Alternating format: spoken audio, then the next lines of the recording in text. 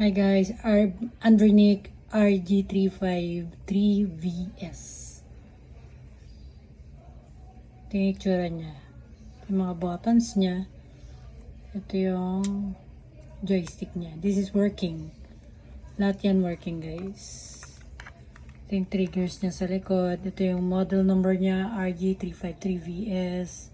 64GB. Ito yung mga port, HDMI port. Dito sa OTG, then yung 3.5mm jack. This is the power button. This is the restart. This is the volume. Ito yung charger niya, type C, and yung memory card. So ito yung loob niya. Ito yung mga nasa loob ng Anbernic.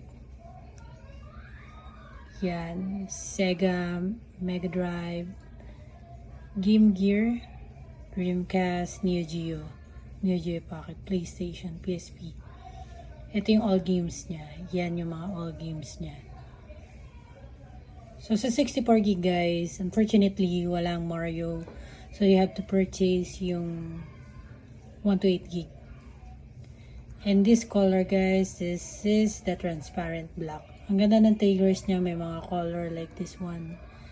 Merong color, kaya lang it's not dual boot.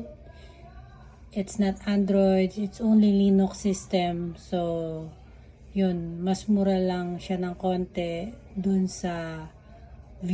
Ito kasi yung may S. As you can see yan, meron siyang mga Sonic, meron din siyang mga yan, yung mga Capcom. Ito yung mga Nintendo games niya. Contra, yan, Street Fighter, Final Mission, Super Contra, Tetris. The classic, ito, classic Tetris yan. Ito yung mga sa Game Boy niya, like Donkey Kong, Mega Man. Yan. Ito yung Super Nintendo. May Mortal Kombat, Super Street Fighter. Ito yung sa Nintendo 64. Yan, may Legend of Zelda. Ang Game Boy Color guys, yung Pokemon niya, Gold, Silver, Yellow, Crystal. Ayan, may pinball pa. Tapos yung cute na Harvest Moon yan, meron siya. Mega Man. Tapos may Advance din. Ito yung sa Game Boy Advance. May Kirby rin. Ito, cute yung Kirby na yan. Dalawa yung Kirby. Ayan. Ito may sa DS. May Barbie. Lego. Nintendogs.